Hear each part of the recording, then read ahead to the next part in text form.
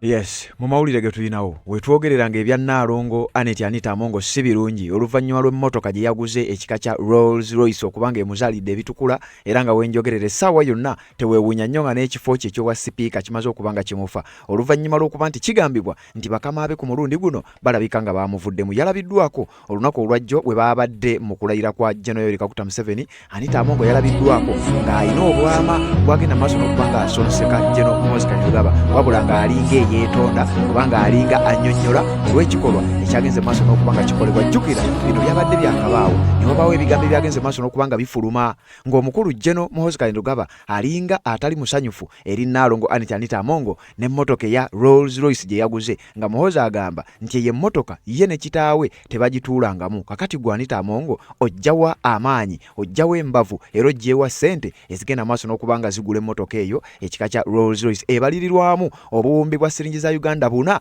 n'okusoba nga n'emisolo gitaddeko. Wenjogerera Nnaalongo Anita Amongo kirabika nga akaddeke kalabika katandise okuba nga katuuka ku nkomerero. Wuliriza, okumanya Anita Amongo ono ali mu bizibu jjukira gye buvuddeko mu mwaka gwali gwa 2023 awo yaaniveiringa ennyumba ebalirirwamu obuwumbi nga 20 obwa siringi za Uganda nga ssente zino zonna tezimanyikiddwa wa we ziva, tezimanyikiddwa mayitire ga kwegamba tamanyiddwa wa wajja ssente zino, naye nga kigambibwa okuba nti bino okweragaalaga n'okugenda maaso n'okuba nga alaganga bw'ayo ow'amaanyi nyira nga bw'alina ssente kigambibwa okuba nti kandibanga ke katego akakyasinza okuba ak'amaanyi kaguddemu era ebizibu birabika bitandikidde wano. Abamanyi eby'omunda bagamba Anita Amongo kirabika obudde bwe buweddeyo era yandibanga ke kaddeke ak'okubeera nga asaanawo ng'ovudde ku nnyumba egambibwa okuba nti yeyeebukedde yeebalirirwamu obuwumbi nga 20 mugijjukira eyo kwe yayita ababaka ba Parliament n'agiraga ensi era ne bagiggulawo n'abawa ekijjulo. Ababaka ba Parliament omwali n'aboludda oluvuganya ne bagenda maaso n'okuba nga bali ekiggulo kati eyo ng'ogivuddeko. Anita Amongo era agambibwa okuba nti ayina amaka ag'ebbeeyi agasangibwa mu bitundu by'e Nakasero. Anita Amongo y'omu agambibwa okuba nti ayina ennyumba gye yagula Nakasero gye yagula, naye ate agambibwa okuba nti alina kye bayita multi-billion 5 star mu bitundu by'Entebbe oba ku Entebbe Road. Anita Amongo y'omu. Kigambibwa nti Anita Amongo ono alina ebyobugagga ebitategeerekeka nga waliwo n'ennyumba egambibwa okuba nti esangibwa mu ggwanga erya United Kingdom eyo yaboweebwa. Mujjukira mu biseera bya sanctions ze twakutuusaako bw'obanga obadde ogoberera nti Anita Amongo ezimu ku sanctions ze baamukuba kwaliko kye bayita asset freezes era ng'ebyobugagga bye ebisangibwa mu ggwanga erya United States of America, ebisangibwa mu ggwanga lya UK ne mu ggwanga lya UAE byali bimaze okuba nga bitwalibwa, baali bamutaddeko envumbo. Mujjukira ebiseera ebyo nga biggana amawulire tugakuwa gwali mwaka gwa 2023 bwe mba seerabidde. Anita Amongo yagezaako okwegaana naye twagenda okukebera ng'eggwanga lya Bungereza ennyumba gye lyogerako ennyumba eno egenda maaso n'okuba nga erabikira ku location eyo era nga yeyo ennyumba egambibwa okuba nti yeyogerwako. Anita Amongo gyagambibwa okuba nti gye yali awoninga mu ggwanga erya United Kingdom n'ebimu ku byobugagga ebirala bya Anita Amongo bigambibwa okuba nti kakati mukadde kano bimuzaalidde ebitukula era nga wenjogerera ekifo ky'obwa sipiika yandibanga ajja kukifiirwa olw'ensonga nti ne bakama abeera mu kibiina kya PLU oba ngambe bakama be kubanga era bonna be bamu baamuvuddemu dda era nga wetwogerera baayisizza dda ekiwandiiko ekiraga nti Anita Amongo tetugenda kuddamu kumuwagira. Ekiwandiiko ekyo ngenda kikusomera nkugambye wenjogerera nga Nnaalongo Anita Amongo ebibye si birungi, akaddeke kalabika katuuse ng'ekisanja kimaze okugenda maaso n'okuba nga kikomekkerezebwa. Anita Amongo ali mu kattu era teweewunya nnyo oba tobeera surprised ng'olabye ku Anita Amongo ng'ayoza ku mmunye oluvannyuma lw'okuba nti bino byenkuwaako busammambiro naye kigambibwa okuba nti ebizibu Anita Amongo byayolekedde. Ebizibu si bya bulijjo ate nga si bitono. Kati kigambibwa nti ku maka ge e Nakasero waasula, wuliriza, mujjukira amawulire ge nakuwa nti waaliwo omuntu eyakubwa essasi kumpi n'amaka ga Anita Amongo. Kati olunaku olwajjo mukama waabwe bwe yabadde agenda okulayira twafunye amawulire nti ku maka ga Anita Amongo security baagiggyeewo. Anita Amongo tebaamutegeezezzaako nga bajjawo security eyo ate era ne wetwogerera tamanyi lwaki security yaggiddwawo naye nga ku maka ge waasula e Nakasero security yaggiddwawo, abakuumi bonna ababadde bakuuma amaka ga Anita Amongo bamaze okuba nga batwalibwa baggiddwawo, era nga kyabadde kirowoozebwa Anita Amongo yandiba nga yabadde omu ku bantu kwegamba yabadde omu ku abo abaggiddwa ku lukalala olugenda okubeerawo nga General Kaguta Museveni alayira. Anita Amongo newankubadde nga yalabiseeko nga Museveni agenda maaso n'okuba nga alayira, naye nga kyabadde kimaze okukakasibwa nti ono omukyala okubeerawo kwe kulabika kwabadde kusaziddwamu. Kati kyova olaba bwe yatuuse yalabikidde nnyo mu butambi obw'enjawulo nga kigambibwa nti yabadde ng'eyeetonda. Teweerabira, waliwo amawulire ge twafunye nti ekiteeteeyi ekyo ky'omulabamu ekyo kyabadde kiteeteeyi kigambibwa okuba nti kibalirirwamu obukadde bwa siringi za Uganda 32. Ekyo kyokka ky'omulabamu ayambadde kye yabaddemu mu kulayira kigambibwa okuba okusinziira ku nsonda ezeesigika nti ekyo ekiteeteeyi kibalirirwamu obukadde bwa siringi za Uganda 32. Bino ebimu ku binyiiza bakama be era ebyabatuusiza okugamba nti naye omukyalo ono ali arrogant, omukyalo ono ayinza okutuzaalira ebitukula. Jjukira y'omu ye ne sipiika ne depute we baafuna emmotoka ezaali zibalirwamu obuwumbi obusukka mu 2 zombi eya sipiika Anita Amongo n'omumyuka we Thomas Tayebwa. Kati kigambibwa nti bino byonna tewaliiwo sipiika yenna yali abibaddemu bw'ati, tewaliiwo sipiika yenna yali yejjalabiza bw'ati. Kakati Anita Amongo n'alabika nga kekaddeke ak'okubeera nga abasajja bamuvaamu, era nga njagala okutegeeza nti abamanyi eby'omunda bagamba Anita Amongo alabika akozeseddwa era akaddeko okubeera nga asuulibwawo kalabika katandise okugenda maaso n'okuba nga kasemberera. Ebyobugagga byonna by'alina byandibanga essaawa yonna. Jjukira ebyebweru w'eggwanga byatwalibwa oluvannyuma lwa sanctions ezaamuteekebwako. Anita Amongo jjukira emmotoka yavaayo n'aginnyonnyola nti baagimugulira bugulizi nga birthday gift, naye nga birthday ye eriyo mu gwa 11. Teyatunnyonnyola oba yali birthday y'omwaka guno ejja oba yali kyali kirabo kya birthday y'omwaka ogwaggwa, naye ate ng'emmotoka ya 2025. Kakati olw'ebirumira n'ebitakwatagana bulungi ku mmotoka eyo kigambibwa okuba byandibanga bye bimuviiriddeko obuzibu. Naalongo Anita Amongo ebibye si birungi, waliwo bye ngenda okuleetera bye weetaaga ogenda maaso n'okuba ng'omanya naddala gw'atambula naffe ku mukutu guno. Kakati amaze okuba ng'osubscribe nga kikole kirira wansi awo laba ekigambo subscribe kikwateko, kwata kadde ka notification obeera omu ku abo basooka okumanya buli we tuba tutaddeyo. Otherwise leka tuggyewo akalango kano kamu then nzije nkutemeretemere kiki Anita Amongo ekimutuuseeko. Bwe baggyewo security olowooza kiki ekyamutuuseeko, era nkugambe teweewuunya nnyo ng'olabya Anita Amongo ng'ayoza ku mmunye. Nsonga z'obufumbo olina omwami naye ng'akutawaanya, olina omukyala ng'akutawaanya, bajja ne bakwagalako ne bagenda. Gwe alina ebizibu mu byenfuna nga ssente zikuyita mu ngalo, w'oteeka ssente zifa bufi b'owola tebazza. Gwe aloota ng'ogwa mu nnyanja, gwe alumizibwa omutwe nga guganja okuwona, naawe aloota ng'ebintu bikozesa ensonga z'obufumbo. Nina ekifo ku mugga awali amayinja we nnyambulirako ebisiraani, ekikwa, ekifiiriza, omudibo, obutaganja, obutaweebwa. Nzijanjaba abantu ab'enzikiriza zonna, nsiŋŋaanibwa njeru ku lw'ejjinja. Gwanjagala kuba ku nnamba yange eyo, naawe ali ewala ennyo yita ku WhatsApp.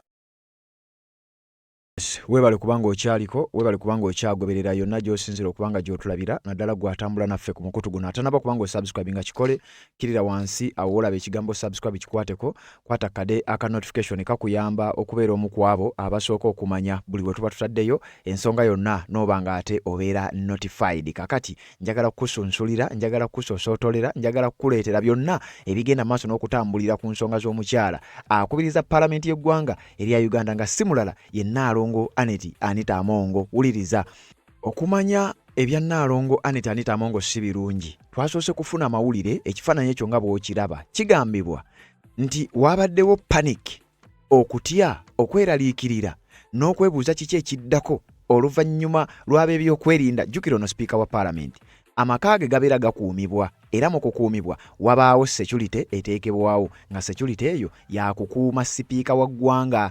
Kakati okusinziira ku mawulire ge twafunye olunaku olwajja okuva ku sources ez'enjawulo nga boolekera okulayira Anita Amongo, amaka ge agasangibwa e Kololo si Nakasero, agasangibwa e Kololo, security yonna, abajaasi bonna abaali baateekebwawo, ekyo kifaananyi ky'olaba awo wonna wonna bulijjo wabadde nga wajjudde bajaasi.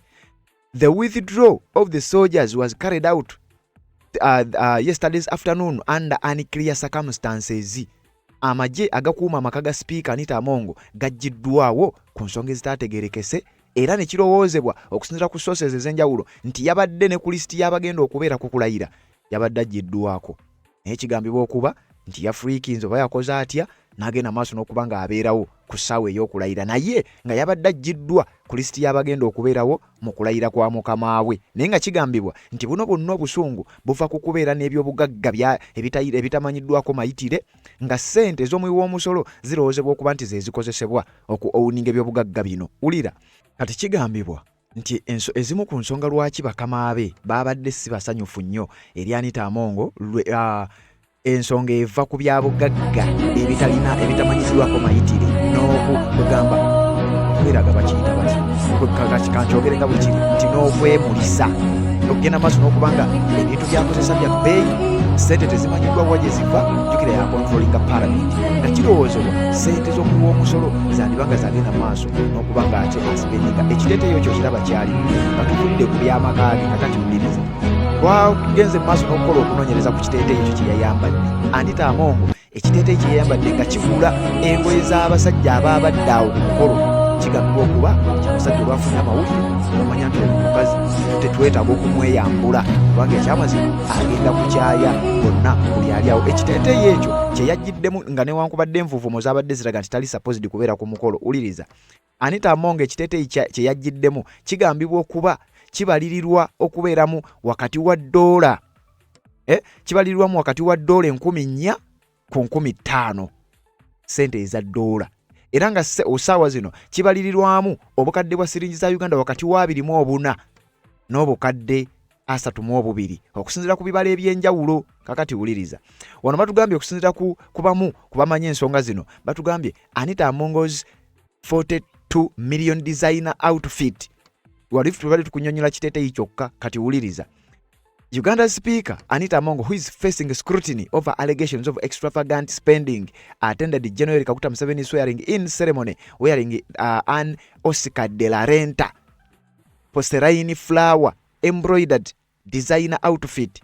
Uliriza, kakati ekimuli kyokka kye yatadde ku mutwe nakyo kyennyini kiriko obutitimbe n'omutitimbe gwa ssente gwe kigenda maaso n'okuba nga kiwemmenta. Anita Amongo ekiteeteeyi kye yayambadde alina gye yakijja era gye yakikoppa. Bannayuganda tugenze maaso n'okuba nga tukola okunoonyereza, ndowooza bino katubigabane ffenna ogende maaso n'okutegeera nti bye twogerako si byanjwanjwa. Ekiteeteeyi Anita Amongo kye yayambadde tukirinako information era tugenda maaso n'okuba nga tumukunoonyereza, naawe osobola ogenda maaso n'okuba nga omufuna otegeere omukyalo ono ssente mmeka za spendinga ezamuzaalidde ebizibu ezigambibwa okuba nti ze zaanyiziza bakama be. Kakati tunula wano olabe ekiteeteeyi Anita Amongo kye yayambadde, akamuli ke yatadde ku mutwe. Ekiteeteeyi ekyo kye kino era nga bw'okiraba wano ku mukutu ogwo ogumanyiddwa nga omukutu guno baguyise oscardelarenta.com products. Osobola okugukeberako ne bakulaga butya bwagenda maaso n'okuba nga ate aspendinga akasente ak'omuwi w'omusolo. Kino kye kiteeteeyi Anita Amongo kye yayambadde. The outfit includes a dress priced at $6,490 approximately 24 million Ugandan shillings, and a matching embroidered jacket listed at $4,990 approximately 18.5 million Ugandan shillings. Uliriza embaga okukombayininga Anita Amongo yayambadde ebintu ebyo byolaba.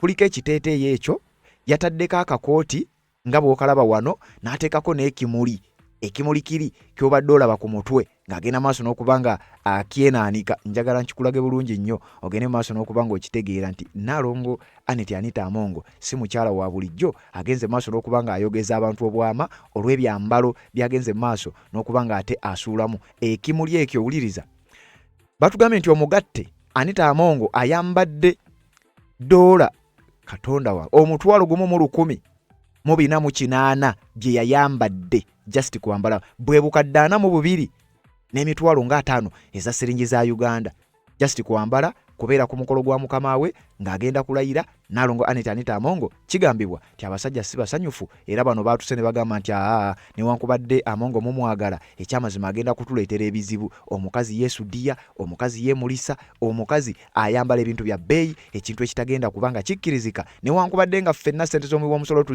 tuzirya, naye ate Anita Amongo asusse. Kuno nno kwogatta amaka ge agakyabuusibwabusibwa ebintu tebitegerekeka. Anita Amongo alina amaka agatamanyiddwa sente zinaazijjawa. Wuliriza bulungi. Kati ng'ovudde ku by'emmotoka, nakugamba bino byonna bisiikuuse lwa mmotoka. Emmotoka olwedde zaabadde avuga, Rolls Royce SUV gye yatumizza eri mu buwumbi 4 n'atuuka n'okwewaana. Anita Amongo njagala okutegeeza kakati emmotoka we twogerera etandise okubeera ng'emuzaalira ebizibu ebitukula Makai bye yazaalira ku nsiko. We twogerera General Muhoozi Kainerugaba yagenze maaso n'okuba ng'amuvaamu era n'ayisa ebigambo bye yayisizza ebikakali ng'ategeeza ye tatulangako mu Rolls Royce, kitaawe tatulangako mu Rolls Royce. Kakati kijja kitya okubeera nga ggwe Anita Amongo oleese ssebo Rolls Royce mu ggwanga erya Uganda? Jjukira nakubuulidde bantu bameka abalina emmotoka eyo mu nsi yonna abaakagigulako. Anita Amongo ajja kubettira abagambye temubaako na kye mwogera. Naalonga Anita Amongo agamba nti yezo ssente akola nkole, nammwe mweyagale mukozese ssente zammwe muleme kubeera nga mwogerera. Nkugambye waliwo reports ezirinkinga Anita Amongo ku multi-billion 5-star Entebbe Road home. Waliwo amaka agagambibwa okuba nti gasangibwa ku Entebbe Road. Anita Amongo yaga owninga. Ebintu bino tebitegerekeka wa gye biva, sente zakozesa tezitegerekeka wa gy'azijja. Kakati abakulu bagamba nti ono omukazi we tutaamweyambule, ekyamazima ayinza okutuzaalira ebitukula. Naye jjukira Anita Amongo amaanyi g'abadde ayogeza mu Parliament. Anita Amongo kwegamba omubiri gw'abadde ayiwawo ng'alaga bannayuganda temumugasa, temuyina makulu gye muli gy'ali. Njagala okutegeeza kakati kandibanga keekadde aka Anita Amongo embeera okutandika okuba ng'emukyukira. Was the Rolls Royce bought by your mothers? Why is it when you hear Anita has bought this is when you start making noise? Kakati wulira ku maka agasangibwa e Bukedeya Anita Amongo ge yagula gagambibwa okuba nti gabalirirwamu obuwumbi bwa siringi za Uganda 20, 20 billion Ugandan shillings. Amaka ga bay era mu mwaka gwali gwa 2023 Anita Amongo yagenda n'aganjula n'ayita ababaka ba Parliament bonna ne bajja ne bali emmere okwali n'abopposition. Era amawulire ago twagakuwa. Anita Amongo yategeeza nti gana amaka agazimbye nga amaka ge ga mu kyalo. Njagala owulire gano amaka sige g'omu kibuga. Kyokka nga ne mu kibuga bakugambye ayinamu amaka agatali gamu. Kyokka mukazi bawe Moses Magogo naye akugambye amaka mu kibuga gana amaka genkulaga sige g'omu kibuga. Mu kibuga ayinamu amaka agatali agasukka mu g'emirundi 3 ate nga gabbeyi multi-billion properties. Kakati ate gano g'olaba gasangibwa mu kyalo eyo e Bukedeya era gasangibwa ku kyalo bakiyita Ayereyere village, Kamuturu sub county, Bukedeya district. Chigambibwa the unveiling of this opulent residence unfolded during a Thanksgiving ceremony over the weekend. Speaker Anita Amongo hosted a gathering of more than 200 members of parliament. MPs amidst an air of admiration posted a photograph against the backdrop of the impressive structure. Kyekifaananyi ekyo kyolaba ng'ababaka abasukka mu 200 bagenze mu maka ga Anita Amongo babiri nga bamusanyukirako olw'okubanga yazimbye oba yali yakazimba amaka ago ag'ebbeeyi agagambibwa okuba nti gaayogeza bakama bwe obwama. Wuliriza amaka gano nakugambye nti ga bbeeyi. Kigambibwa nti gano amaka galiko ebintu byotasobola kusanga mu maka ga bulijjo. Osaka nkusomeremukko wano otegeere ekiri ku maka gano. Completed just this year, that was 2023. The mansion is reported to have about 65 self-contained rooms, 2 swimming pools, a basketball court, a gym, an expensive parking area, a farm and a helipad. Uliriza amaka ga Anita Amongo galiko basketball court we bakubira basketball maka ga mu kyalo. Kuliko gym ey'ekika kugamba gym ey'omutindo ogw'omulembe mu maka ago ag'omu kyalo. Kuliko swimming pool 2 ez'ebbeeyi. Kuliko self-contained rooms ebisenge ebisulwamu naye nga biri self-contained biri 65 naye no si hotel, gano maka ga muntu. Kuliko expensive parking area awa parking emmotoka ez'ebbeeyi. Kuliko farm, kuliko ne kye bayita helipad, nga helipad kyekifo ewagwa helikopita. Ku maka ago Anita Amongo ge yazimba mu bitundu by'e Bukedeya kuliko ekifo awa parking helikopita kye bayita helipad. Ekifo ekyo kisangibwa ku maka aga Nnaalongo Anita Amongo kakati nno nkugambye ga mu kyalo si ga mu kibuga. The designed balcony adorned with lush greenery adds an extra touch of elegance. Uliriza, amaka gano gagambibwa okuba nti gawemmenta obuwumbi bwa siringi za Uganda 20 billion Ugandan shillings. Gebaka tuvudde ku kiteeteeyi, tuvudde ku nnyumba ezoogerwako, kakati tuli ku maka agasangibwa mu kyali Bukeddeya. Gana maka tegasangibwa Kampala, tegasangibwa kumpimpi awo nti Jinja, wabula ovuga n'ogenda e Bukeddeya kyokka teweerabira. Alina amaka agagambibwa okuba nti gaali mu ggwanga lya United Kingdom newankubadde gagano gaawambibwa olwa sanctions ezaamukubwako nti y'omu ku babaka ba Parliament oba ku bakungu ba gavumenti ababba amabaati agali gagenda e Karamojja okuyamba abanaku baayo. Era Anita Amongo ono yakubwa sanctions, amawulire ago twajja ne tugakuwa. Eggwanga lya United States of America lyamuteekako envumbo, eggwanga lya UK ne limuteekako envumbo, eggwanga lya United Arab Emirates ne bamuteekako envumbo. Kakati amawulire gagenda okufuluma nga galaga nti eno ennyumba kye kizimbe kiri mu America ekiri ku location gye baatuwandiikira nti bye bimu ku bintu gavumenti ya America bye yali emaze okubowa olwa Anita Amongo. Uliriza, Uganda's Speaker of Parliament Anita Amongo is under active sanctions from the United Kingdom, the United States of America and the United Arab Emirates UAE. The punitive measures were collectively triggered by allegations of significant corruption and human rights abuses tied to her leadership. Sanctions zino zaamukubwa amawanga agasatu oluvannyuma lw'ebyo byali byogerwa nti y'omu kubagenda maaso n'okubanga balya ssente z'omwe w'omusolo, era y'omu kubagenda maaso n'okubanga bino babikola, ate nga kigambibwa okuba ti Anita Amongo ono gw'olaba ali omu ku abo abeenyigira mu kutulugunya bannayuganda, era amawanga gano gafuna information ne bagenda maaso n'okubanga bamuteeka ku nninga ebyobugagga ekye bayita asset freezes, ebyobugagga biba bitwalibwa. Kakati nkugambye wetwogerera teweewuunya nnyo nga Anita Amongo azzeemu okulabikako ng'ayoza ku mmunye. United Kingdom Foreign Office initiated the first wave of personal sanctions against Anita Amongo under its global anti-corruption sanction regime. The penalties include a strict travel ban and an asset freeze. The UK government cited her involvement in serious corruption as specifically for benefiting from the proceeds of stolen roofing sheets meant for vulnerable communities in Karamojja. Amabati yagabba naye teweerabira nti waliwo omu ku baminisita Agnes Nandutu yali mabega wa mitayimbwa kyokka kya Anita Amongo tannasibwa alowooza sika ekadde emisango egimu gitandika okubanga gijja. Jjukira twolekera olunaku olwalira ababaka ba Parliament batandika okulayira paka nga 15. Oluvannyuma lw'okulayira baba bagenda kulonda sipiika. Ekibiina ekya PLU ne bakama baabwe aba NRM balabika ngo bwa sipiika tebagenda kubuwa Anita Amongo. Eggwanga lya UAE nga tukyagenda maaso na wano, era mu mwezi ogwokutaano nabo bagenda maaso n'okuba UK yasooka mu mwezi ogwokuna, then mu gwokutaano UAE nayo negamba wana Anita Amongo alinawo ebyobugagga, nabo ne bamuteekako sanctions. Ekintu ekyasinga okuwaawaza amatu ziba teziribusa. Mu mwezi gwe gumu ogwokutaano n'eggwanga lya United States of America nalyo ne lyegatta ku mawanga gano nga bagamba nti bakansolinze visa zonna Anita Amongo zaalina ezibadde zisobola omutwala mu ggwanga lya United States of America. Ne bakola kibayita asset freezes. Anita Amongo n'agenda maaso n'okubanga takyasobola kubanga awuninga ekyobugagga kyonna ekiri mu ggwanga erya United States of America. Bw'atyo ebintu ne byongera ogenda maaso n'okubanga bimukaluubirira. Kakati njagala owulirize nga tuvudde ku ebyo byonna, kigambibwa okuba nti Anita Amongo alina n'amaka amalala agoogerwako agali mu kibuga Kampala gano agoogeza abantu obwama. Bino nno byonna sanctions ezo nazo owulidde eziva ku buli bw'enguzi bye bigambo byewawulidde nga Nobert Mao agamba ensi nti ono bannange bwe mumuzza ku bwa sipiika agenda kwongera ebizibu gavumenti ya Uganda. Kyokka nga tejjukira ebizibu already byeyongedde nga tebirina ku Anita Amongo. Naye ate ekya Anita Amongo mbu okumwongera obwa sipiika bino Mao abyogera lwa nsonga ye ayagala kujja abeere sipiika w'eggwanga erya Uganda. Alinga ng'omujaasi afunye ebisago ali ku sanctions. Omujaasi yenna waaba n'ebisago bamutwala for rehabilitation. N'olwekyo Right Honorable Anita Amongo bamutwala afune rehabilitation.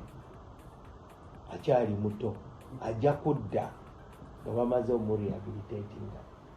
She is an injured soldier. Never NRM bakimanyi. n'olwekyo baleme kutunuulira muntu batunuulire Uganda eneeba etya kati okutwala general ali injured kitegeeza nti mujja kutambula mpola kuba jagamba nkooye tuyimirire ng'ate abalabe bajja ate sanctions zino baleme kubuzaabuza abantu nti bazireeta lwa anti-homosexuality act. Sanctions zino za bubbi bwa ssente mu gavumenti era biri mu buwandiike tibamuteeka ku sanctions lwa corruption. Bw'omaliriza ebizimbe byo naye ekizimbe kya palamenti tekiggwa, ozimbye ekiggo, oguze ennyumba ya multi-million dollars e Nakasero, wuuyo kati nawulidde nti yaguze Walusimbi's garage, agenda kuteekawo ekizimbe, agenda kuzimba 5-star hotel, nga agumise sente za Afcon. Ebintu ebyo byonna nabisomye ku social media, oba bituufu oba si bituufu, naye kasita abantu bamanyi. Nawulidde konti yaleese emmotoka Lugogoma eyitibwa Rolls Royce Phantom ya $2.5 kati mu ggwanga eyaffe eno enjafu newoobanga onyumirwa nnyo okwemulisa, kozesa sente zo. Olaba ne Sudiri taleetanga ku Rolls Royce Phantom. Ebyo byonna bijja kukosa ekibiina kya NRM. N'olwekyo nze nvuddeyo mutima omulungi okuleeta experience gye nnina sobole okutaasa palamenti. Nze najja mu palamenti nga nkyali muvubuka nenjivaamu nga neeyagalira. N'olwekyo teri kuzikiza.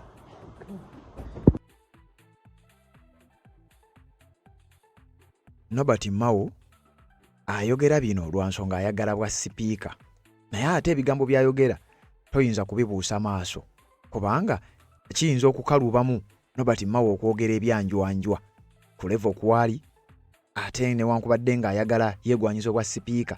Era mu bigambo by'ayogedde njagala tugende empola.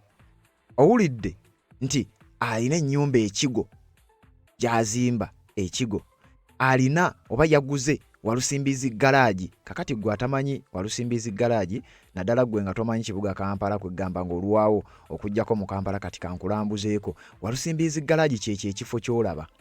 Ekifo kiri mu kibuga Kampala wakati. Era wuliriza location eno kanjikuwe otegere bulungi.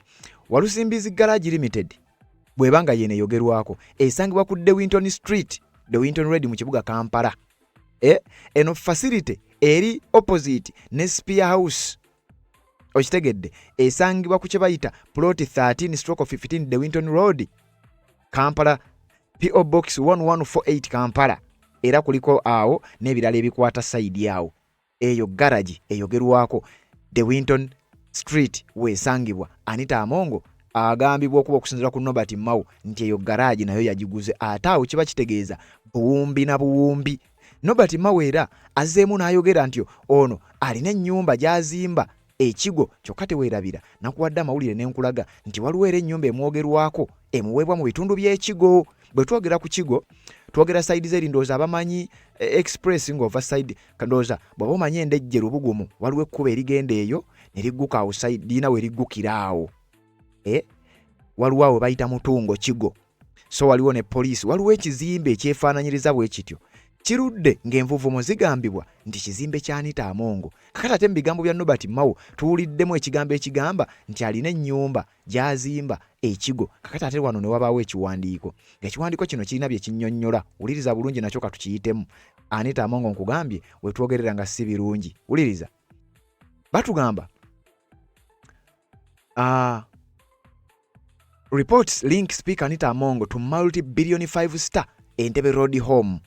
Kati sinnamanya oba eno ye y'ekigo oba eno nayo esangibwa mu bitundu birala. Naye nga batugambye Anita Amongo ennyumba eno esangibwa Entebbe Road egambibwa okuba nti yiye. Bwe twogera ku nnyumba eno oyinza okulowooza ntono era oyinza okulowooza eri mu level eyazi nedala z'obadde omanyi eno ennyumba eyogerwako egambibwa okuba nti maka ga bbeeyi, maka manene, toyinza kugasanga wantu wonna era toyinza kugasanga na muntu wa bulijjo, era baba bakungu be babeera bawuninga ebizimbe bifaananako bwe biti. Kakati wuliriza, a high value residential property along the Entebbe Kampala bypass has drawn public attention following reports linking it to the Speaker of Parliament, Right Honourable Anita Amongo. However, ownership of the property has not been independently verified. Ekiwandiiko kino kyafuluma gye buvuddeko mu mwezi ogwokuna omwaka 2026 nti waliwo amaka ag'ebbeeyi ennyo ng'amaka gano ga kikungu gasangibwa ku Entebbe Road sayidi z'ekigo, gagambibwa okuba nti ga Anita Amongo. Eno sayidi z'emutungo. The residence, described as the 5-star style private home, is located at the Mutungo Rubugumo, ndejje Rubugumo wadde wano bawandiika Rubugumo, Amanyi Junction ngo oluva ku express. Loza muganda nga aroze media osobola okumanya waawo twakiringirangawo. Junction eyo nga wali side ya left waliwo police, then wano waliwo ekikuba ekidda endejje Rubugumo, kati wano bakugambye Mutungo Rubugumo Junction waliwo ekizimbe ekyebbeeyi. Ekizimbe ekyo kyalinga kitwebuuzisa ebibuuzo bingi nnyo, kakati kimaze okuzuulwa nti envuvumo zigamba kizimbe kya Anita Amongo. Junction stretcher near Stretcher Road opposite Mutungo Police Station. Okategedde, the property overlooks Lake Victoria and the Chigo Serena Hotel, placing it one of the most magnificent residential building in the area. Kyekimu ku bizimbe ebisinga okubeera eby'amaanyi era kiriraanye ebizimbe ebirala eby'amaanyi ebya Amos Nzeyi, Fabian Kasi, ono managing director wa Central Bank, Michael Mugabi, managing director wa Managing Director ne Chief Executive Officer owa Housing Finance Bank ne former Minister John Nasasira. Kati bano be baneiba b'ekizimbe ekyo era bonna basula side yawo. Puliko n'omukyala amanyiddwa nga Aneti Nakawunde, oyo alina simanyi kifo ki kyakola naye naye asula side yawo. Kati kigambibwa nti ekyo ekizimbe bulijjo kye twebuuza nti kyani, envuvumo zigamba kya Speaker wa Parliament Nalongo Anita Amongo, era ng'ekyo kigatta ku ebyo bingi ennyo bye nkutegeezezza ebitandise okubanga binyiiza bakamaabe nga ne bwalabika ng'agezaako ng'alinga agezaako okwetonda ng'alinga agezaako okunnyonnyola kwe kulabika nga tekukyawulirwa era bakamaabe balabika si basanyufu gyali. Omukyala Nalongo Anita Amongo otwogerera nga kalabika kaweddemu dda. Kakati njagala owulirize, olunaku lw'eggulo nga bagenda okulayira Nalongo Anita Amongo wabaddewo akayite ennaku zimalenga twakakuwa amawulire nti yayingizzawo emmotoka emanyiddwa nga Rolls Royce modo 225 era nga mu nsi yonna yegasse kwabo abakungu abagagga ababbebe abatono ennyo bagamba okuba nti bebayina emmotoka. Ebigambo ebyo tebyasanyusizza General Muhoozi Kainerugaba n'avaayo n'ebigambo eby'enjawulo, era ebigambo ebyo twabikuwaddeko ababadde bagoberera. Yasoose n'agamba nti bannange nze situlangako mu mmotoka eya Rolls Royce. General Kaguta Museveni tatulangako mu mmotoka eya Rolls Royce. Kakati Anita Amongo emmotoka yagijjeewa. Yagambye, I have been Muzeyi's son for 52 years but I have never sat in a Rolls Royce ever. I don't think Muzeyi has sat in one either. Timbadde mutabani wa General Museveni okumala emyaka 52 gye nnina situlangako mu mmotoka ya Rolls Royce ne Muzeyi tagituulangamu nkakasa. N'agattako nti our job is to serve Ugandans, not to ourselves. Omulimu gwaffe kusaavinga bannayuganda so si kwesaavinga. Saagala otunulire ebigambo biva wabula ndi ku nsonga za Anita Amongo. I cannot support corruption. I risked my life to make this country peaceful. Now that it is, it will not be taken by thieves. Never. Tebijja kutwalibwa babbi, tekijja kuba. Era ng'ebigambo abyekuusa ku mmotoka ya Rolls Royce Nalongo Anita Amongo gye yagenze maaso n'okubeera nga atuusa. Emmotoka ebalirirwamu obuwumbi obuno bwa siringi za Uganda, ezo ssente nga okiriyalinze omusolo byonna na buli kimu. Kakati wano ebigambo ne bigenda maaso n'okuba nga bitambulizibwa Anita Amongo nga ebigambo byogerebwa kyemmotoka eno yandibanga etandise ogendagenda maaso n'okuba nga emuzaalira ebizibu. Era aba PLU ne bafulumya ekiwandiiko oluvannyuma lw'ebigambo bya Muhoozi Kainerugaba ne bafulumya ekiwandiiko n'akatambi nga balaga nti bo munnange ne support gye babadde bamuyinamu okubeera ku bwa sipiika baagimuggyeko ye depute we naye nga kigambibwa okusinziira ku amannya eby'omunda oba okusinziira ku nsonda ezeesigika nti kano kabonero akalaga nti tuyinza okulaba nti PLU yeeyogedde naye nti NRM yonna balabika bandiba nga bagenda ku stage ng'abantu abalala ku bwa sipiika. Wano kinajjukirwa nti ng'ennaku z'omwezi 11 omwezi ogwokusatu 2026 ssentebe wa Patriotic League of Uganda oba ogiyite PLU General Muhoozi Kainerugaba yalungamya nti ababaka ba paalamenti bonna abalondebwa okukiikira constituencies zaabwe era nga bagenda kukiika mu paalamenti e12 bawagire Right Honorable Anita Among ku kifo ky'obwa speaker, Right Honorable Thomas Tayebwa ku kifo ky'obumyuka obwa paalamenti e12. N'olw'ensonga eyo njagala okuddamu okubawa amawulire gano nti chairman wa Patriotic League of Uganda General Muhoozi Kainerugaba azeemu okulungamya bupya nti Patriotic League of Uganda nga bwe yali esazeewo nti Right Honorable Anita Among ne Right Honorable Thomas Tayebwa bifo byabwe ekyobwa speaker oba omukubiriza w'olukiiko n'omumyuka we ensonga eyo nga PLU egisazizaamu era tekikyalinga bwe kyali ensonga eyo kwe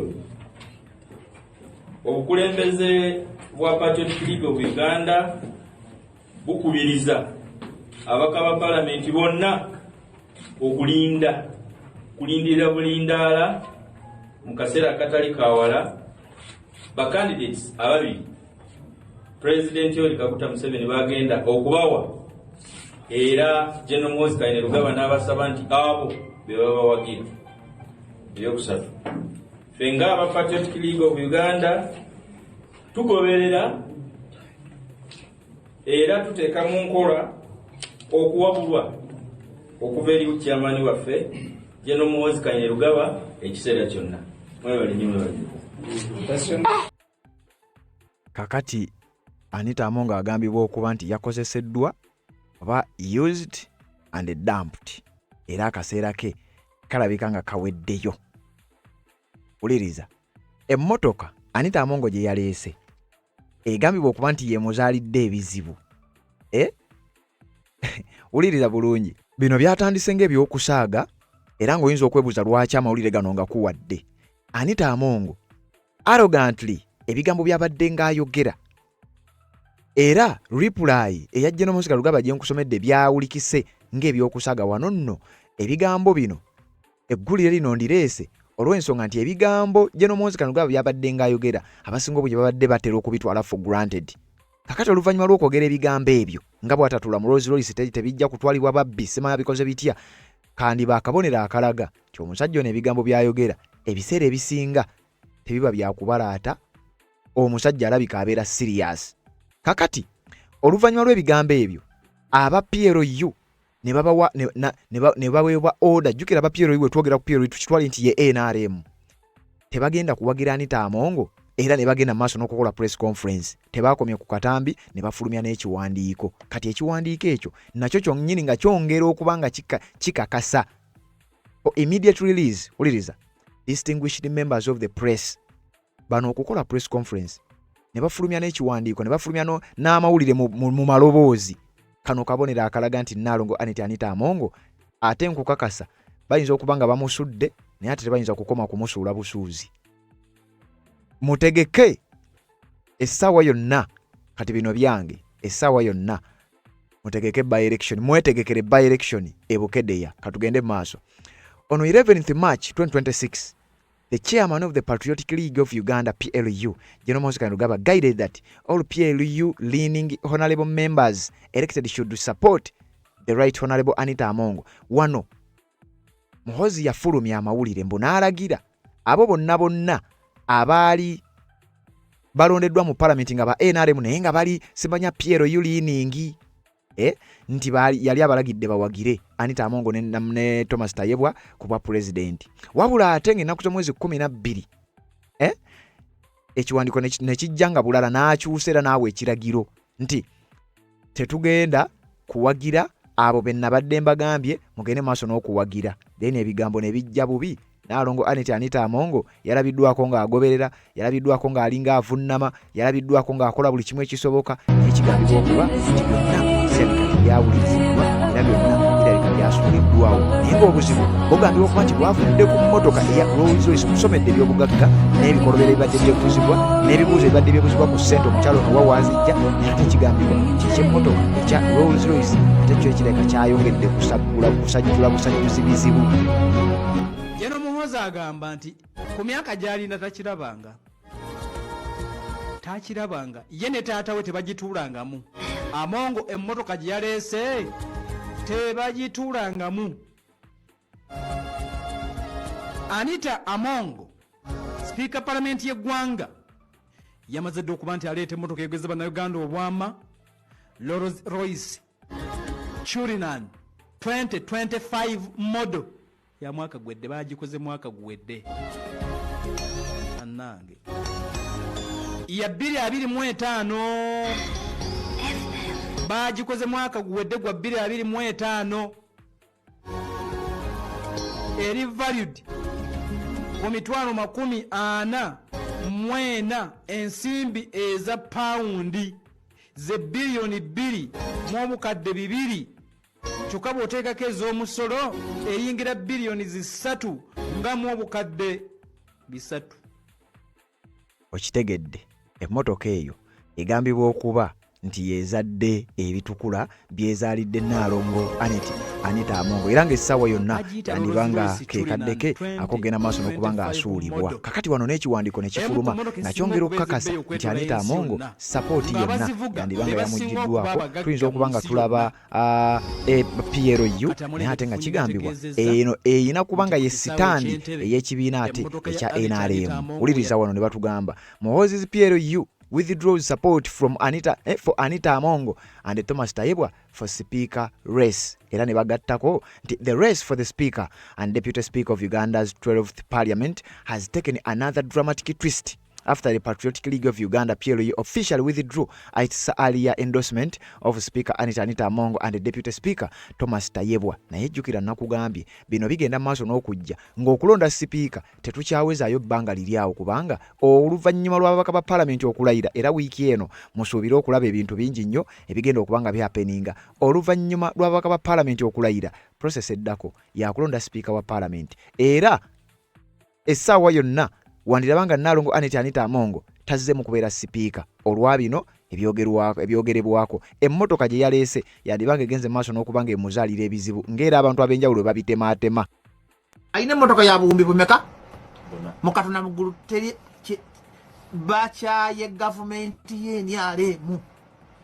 Tosobola kubanga oli munaku ng'omwana waafudde emmotoka yali yagitumya ddala. Kakati bino tebitukwatako kati kankuyigirize.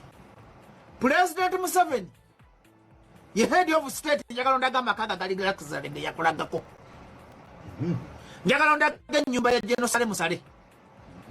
Ngosenga Sale Musale kutula ddiru. Osenga Sale Musale sente. Njagala ndaga nti amakaga Seguku gali nga Jenosale Musale yagazimba. Tugende ku mukama wo Balamu nanyinire diyero. Njagala ndaga amakaga Balamu agali yakize Balamu kimanti azitowa obumbi 5 50 billion Balamu azina ku account. Bible egamba ne obanga ofunye dekera wo okweragaalaganga. Awali omulema tebafunyira wo ngalo. Ne bw'oli banga gwe Bill Gates n'ogatako Elon Musk ng'abantu b'ofuga banaku tebabalaga nti gwe ate oli wakabi. Wakazimba ennyumba, ozimba ennyumba ekigo, oleese emmotoka ya buwumbi 4, obadde mu corruption scandals. Kati kankuyigirizibwa n'abasajja Auditor General Mvambi Auditor General Muhoozi for the first time kamwebazemu akensusu. Yagambye ndi mwana wa mukulembeze atoncha mukira mugwe. Yagambye ndi mwana wa mukulembeze wa ggwanga. Nesigulanga ku Rolls Royce. Ne kitange tagituulangamu. Toweragiranga mu bantu abaavu. Ndi mwana wa mukulembeze wa ggwanga. Nesigulanga ku Rolls Royce. Ne kitange nanyini ggwanga tagituulangamu. Ataawo abanyankole batusingira. Ndi kizibu nnyo okusanga omunyankole yeeraga. nti batubye batunyigiriza naye bagezaako tugegenya nti batufaanana kintu kibi nnyo ng'omuntu agenda kutuga omulago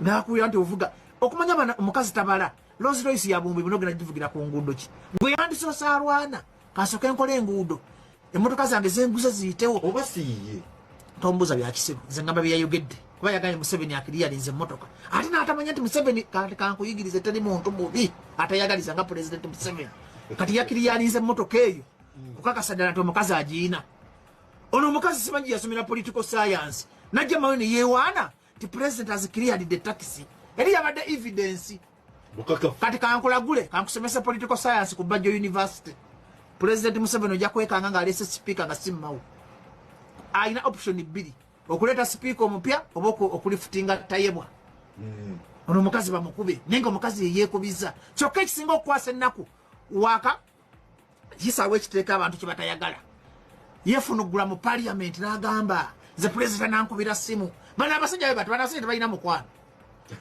kale ze neewuunya omuntu asaavinga master Museveni atamanyi nti master Museveni teyeesigika yajja n'agamba Kayihura is a good cadre and Kayihura is my friend I met him in London Kayihura has served good ng'agenda mukuba amugobe kati kankuze bagambye mu Amongi Serwajja Okota mbagenda tuka kolevo ya Kayihura nga bali bakumpi bagwanga limu mbatuke kolevo ya Mbabazi kale Amongi mbagenda kusinga Kateega yawe basoma naye Mungu ng'abadde loyo nnyo ate okubeera loyo ng'ate obalabisa kibi bana Banyako nagambye tebeeraga njagala mpeera kavudu Katonda bakusitula tojjukira gy'ovudde kati omukazi kyabadde kimugasa ky'okkweka emmotoka ye atambulirako kamera nnyingi era Rolls Royce egenda muyamba ki mbulira egenda muyamba ki kitiibwa ki obuwumbi buna butereza regioni ya Busoga Abasoga ne bava mu bwavu obuwumbi buna butwale Northern Uganda olabe kyogambye emmotoka egenda mulemesa kaakati wataabe kusaba nagambye eddogo ekyoli likola mawu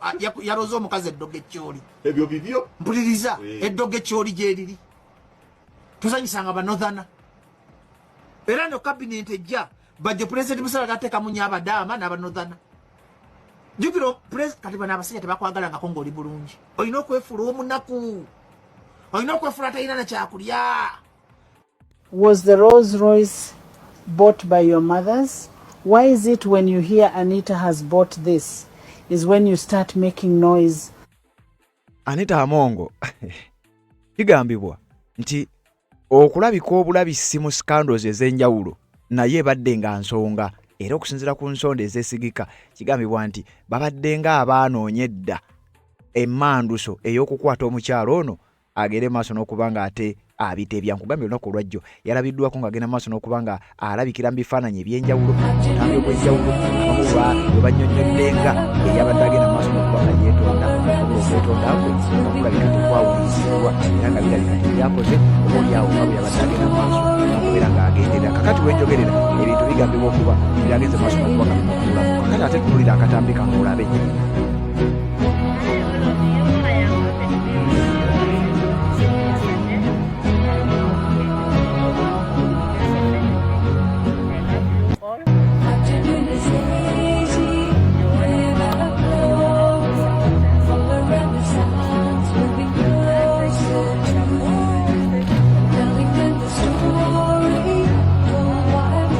oyo gwolaba gwali naye bamuyita Esther Afoyokyani obanga obadde ogoberera omukyalo oyo Esther Afoyokyani y'omu ku bakomishona backbench commissioners aba parliament abaafuna service award akawumbi kalamba n'obukadde 700 era ebiseera ebyo omukyalo oyo yali akyabuuzibwa ebibuuzo bingi nnyo bamuyita Esther Afoyokyani yaliko ne Mathias Mpuuga Solomon Sirwanyi ne Prosa Kampulira Mbabazi mu bijjukira olutalo olwo lwali olwaviirako Mathias Mpuuga okubeera exposed kakati yali baali bakyagenda maaso n'okubanga banoonyerezebwako Anita Amongo ye n'avaayo n'amubawaanira n'amubakuba n'abalaga nti ye temulina kye mumugamba ye omubaka we musanyufu nnyo n'ebikolwa bye ye musanyufu nnyo omubaka we n'ebyo byagenda maaso okubeera ng'akuwasaganya kakati wenjogerera Anita Amongo galabika nga ye atuleka ndibanga kabibuuse newaagezaako okunnyonnyola newaagezaako okwetonda ne bwe binaaba bitya Anita Amongo kigambibwa nti ate bino si bye ebisoose seete abaddenga nazo newankubadde abadde kugamba eggwanga libadde terinnabakuguuka nga limanya nti sente zino azirina naye amayitire gaazo oba obufo bwazo tebumanyiddwa. Wulira nze sipiika bwagula Rolls Royce seewuunya. Nze kyemwagalako kulya sente ze bulungi nga tulaba kuteeyisaako. Bagambye abadde tazirina. Abadde azirina. Muteeyisaako ali mu lwatu. Nze kyemwagalako buteekweka. N'abalala abalina sente zigula Rolls Royce gye bali bagule emmotoka zaabwe ffe tulabe. Bannange. Kubanga Nalongo biliyoni 3 mu obukadde 4 ku Nalongo sente.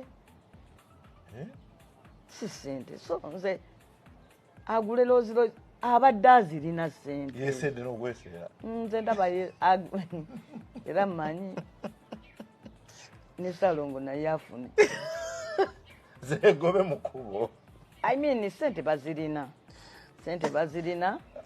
N'abo abalala abakungiriza balina nezisinga ye. Onole that ye Nalongo ekintu yakita ye akikubawo gwe kiruma nayetta. Aliira mutaala.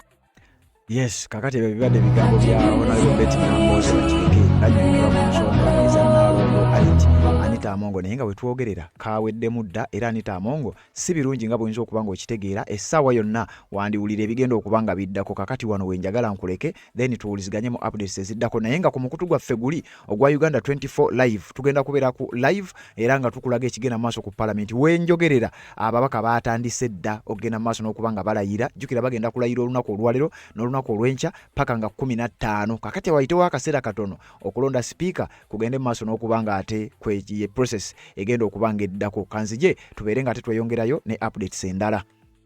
Nga z'obufumbo olina omwami naye ng'akutawaanya olina omukyala ng'akutawaanya bajja ne bakwagalako ne bagenda gwe alina ebizibu mu byenfuna nga sente zikuyita mu ngalo wooteeka sente zifa bufi b'owola tebazza gwe aloota ng'ogwa mu nnyanja gwe alumizibwa omutwe nga guganja okuwona naawe aloota ng'ebintu bikozesa ensonga z'obufumbo nina ekifo ku mugga awali amayinja wennyambulirako ebisiraani ekikwa ekifiiriza omudibo obutaganja obutawiibwa nzijanjaba abantu ab'enzikiriza zonna nsiŋŋaanibwa njeru ku lw'ejjinja gwanjagala kuba ku nnamba yange eyo naawe ali ewala ennyo yita ku WhatsApp.